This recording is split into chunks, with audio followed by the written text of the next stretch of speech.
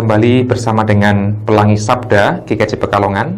Tema yang akan kita renungkan bersama pada hari ini yaitu Paskah Yahudi. Kata Paskah yang amat terkenal dalam tradisi Kristen sejatinya berakar dari tradisi Israel. Dan darah itu menjadi tanda bagimu pada rumah-rumah di mana kamu tinggal. Apabila aku melihat darah itu, maka aku akan lewat daripada kamu.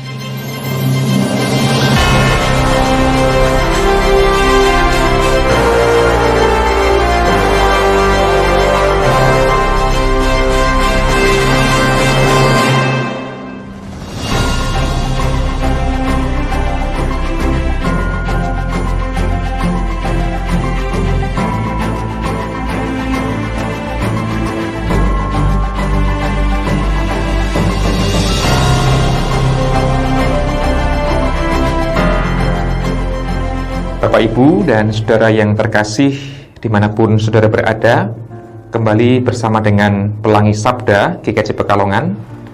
Dan kali ini kita akan melanjutkan perenungan kita tentang Kitab Keluaran. Dan kita telah sampai di Kitab Keluaran pasal yang ke-12. Tema yang akan kita renungkan bersama pada hari ini yaitu Paskah Yahudi. Bapak, Ibu, dan Saudara yang terkasih, pembacaan Alkitab diambil dari Kitab Keluaran 12, ayat yang pertama sampai dengan ayat yang ke-17. Dari bacaan ini, kita akan belajar tentang seperti apa perayaan Paskah yang memang berakar pada sejarah umat Israel. Paskah Yahudi memiliki penghayatan yang khas, sebelum nanti kita akan beranjak pada Paskah Kristen. Nah, Paskah merupakan sebuah kisah yang ada di dalam Keluaran 12 ayat 1 sampai dengan 17 akan saya bacakan untuk kita semua. Beginilah kisahnya. Berfirmanlah Tuhan kepada Musa dan Harun di tanah Mesir. Bulan inilah akan menjadi permulaan segala bulan bagimu. Itu akan menjadi bulan pertama bagimu tiap-tiap tahun. Katakanlah kepada segenap jemaah Israel, pada tanggal 10 bulan ini diambillah oleh masing-masing seekor anak domba, menurut kaum keluarga. Seekor anak domba untuk tiap-tiap rumah tangga. Tetapi jika rumah tangga itu terlalu kecil jumlahnya untuk mengambil seekor anak domba, maka ia bersama-sama dengan tetangganya yang terdekat ke rumahnya haruslah mengambil seekor, menurut jumlah jiwa. Tentang anak domba itu, kamu buatlah perkiraan menurut keperluan tiap-tiap orang. Anak dombamu itu harus jantan, tidak bercela, berumur setahun. Kamu boleh ambil domba atau kambing. Kamu harus mengurungnya sampai hari yang ke-14 bulan ini. Lalu seluruh jemaah Israel yang berkumpul harus menyembelihnya pada waktu senja. Kemudian dari darahnya haruslah diambil sedikit dan dibubuhkan pada kedua tiang pintu dan pada ambang atas, pada rumah-rumah di mana orang memakannya. Dagingnya harus dimakan mereka pada malam itu juga. Yang dipanggang mereka harus makan dengan roti yang tidak beragi beserta sayur pahit. Janganlah kamu memakannya mentah atau direbus dalam air, hanya dipanggang dalam api, lengkap dengan kepalanya dan betisnya dan isi perutnya. Janganlah kamu tinggalkan apa-apa dari daging itu sampai pagi. Apa yang tinggal sampai pagi kamu bakarlah habis dengan api. Dan beginilah kamu memakannya: pinggangmu berikat, kasut pada kakimu, dan tongkat di tanganmu.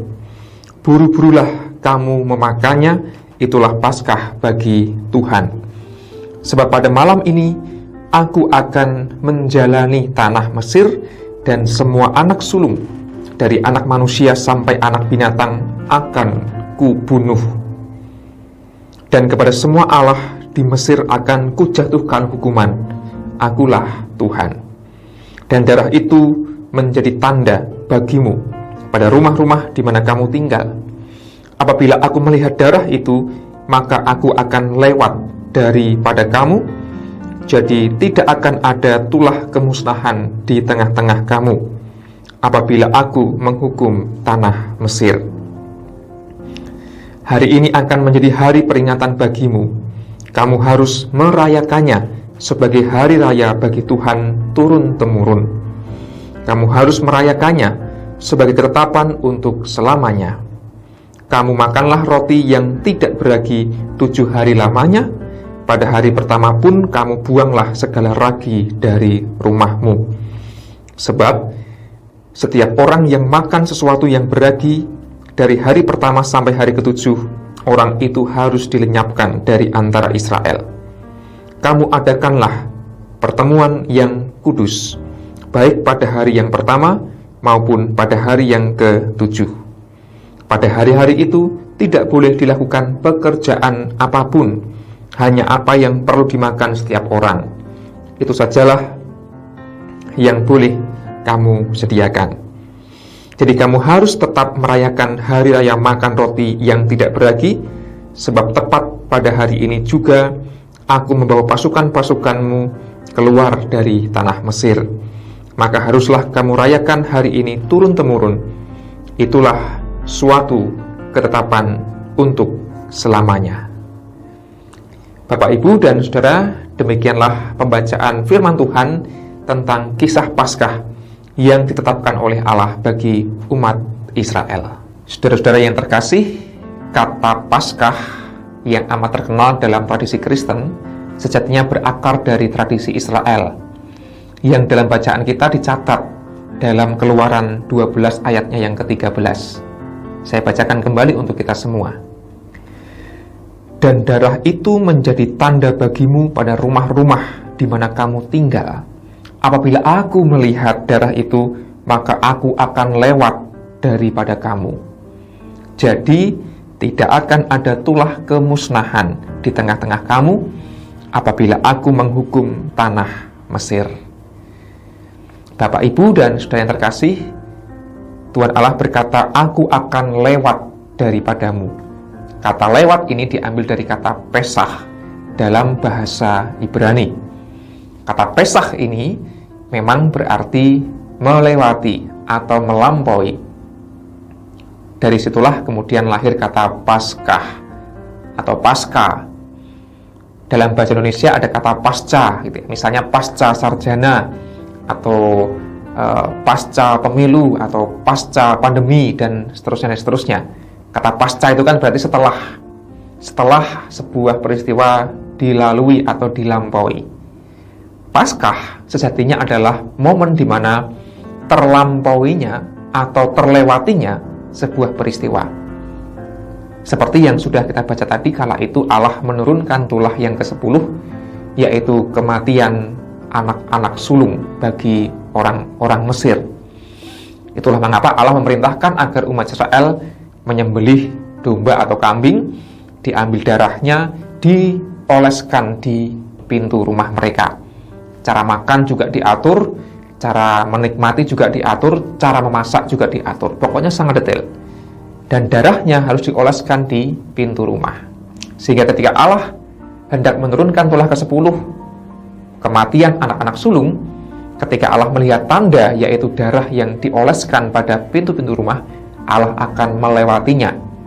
Maka rumah-rumah orang Israel akan selamat. Anak-anak sulung mereka tidak akan dibunuh. Maka Paskah berarti terlampauinya sebuah penghukuman, terlewatinya maut, dan mereka kemudian selamat. Disitulah makna Paskah yang dihayati oleh orang Israel, di mana Allah tidak menghukum, melainkan membebaskan mereka. Tidak hanya bebas dari kematian anak sulung, tetapi setelah itu kemudian Allah menuntun mereka keluar dari tanah Mesir, tanah perbudakan, menuju ke tanah Kanaan, yaitu tanah perjanjian. Maka dari sini kita bisa belajar bahwa Paskah berarti dilewatinya sebuah hukuman, sebuah penderitaan, sebuah pergumulan, dan mulai masuk pada masa yang penuh harapan, masa yang indah, yaitu keselamatan. Kelak, dalam tradisi Kristen, Paskah merayakan kebangkitan Kristus, bukan pembebasan Israel dari Mesir, melainkan pembebasan orang Kristen, orang percaya dari perbudakan dosa oleh darah Kristus. Kira-kira begitu. Maka dari sini kita boleh berefleksi, Bapak Ibu dan Saudara terkasih, barangkali dalam kehidupan kita juga merindukan tanda kutip Paskah kecil. Ketika kita merasa diperbudak oleh masalah, ketika kita merasa dibelenggu oleh berbagai macam persoalan, ketika kita merasa bahwa ada ancaman, kekhawatiran, dan ketakutan yang kita hadapi, kita merindukan sebuah pembebasan. Maka karya Allah kepada umatnya adalah karya pembebasan. Tuhan Allah akan melampaui atau melewati segala penghukuman, dan kita dibebaskan dari maut, dibebaskan dari berbagai macam persoalan itu. Itulah Paskah yang dirindukan oleh semua orang, di mana kita berganti dari suasana yang penuh dengan kesuraman, ketakutan, pergumulan, berganti pada suasana yang penuh kebahagiaan. Ketika kita telah melampaui masa-masa sulit itu dan memasuki masa-masa yang indah. Maka, jikalau saudara sedang mengalami kehidupan yang berat, entah karena sakit penyakit, entah pergumulan keluarga, entah pergumulan ekonomi, atau pergumulan apapun itu, maka kita mengingat bahwa karya Allah adalah penyelamatan, bukan penghukuman. Karya Allah adalah menghidupkan, bukan membunuh. Maka teruslah berpengharapan, dan kiranya semangat Paskah bisa terus membara dalam kehidupan kita. Di balik segala kesuraman, penderitaan, ketakutan, selalu ada harapan. Maka jangan menyerah, karena Allah kita adalah Allah Paskah, Allah yang hidup, Allah yang juga akan menghidupkan kita meskipun kita mengalami berbagai macam kesulitan. Tuhan beserta kita semua. Amin.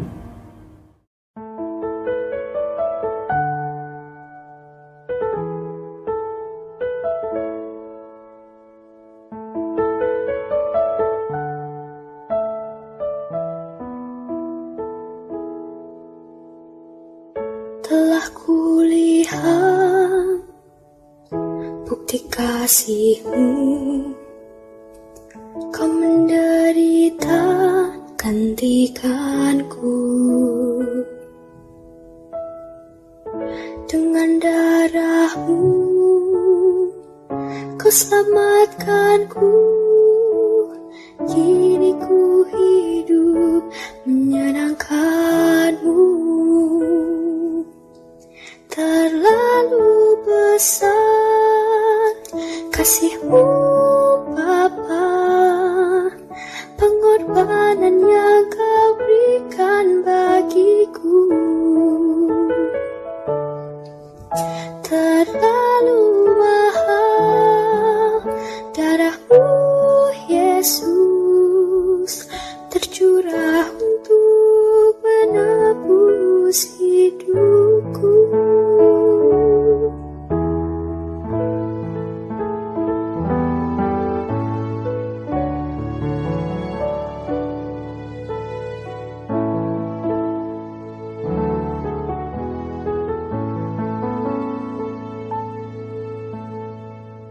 Telah kulihat bukti kasih-Mu, Kau menderita gantikanku. Kau gantikan dengan darah-Mu. Kau selamatkanku. Kini ku hidup menyenangkan-Mu. Terlalu besar kasih-Mu Bapa, pengorbanan yang Kau berikan bagiku. Terlalu mahal darah-Mu Yesus, tercurah untuk menebus hidupku.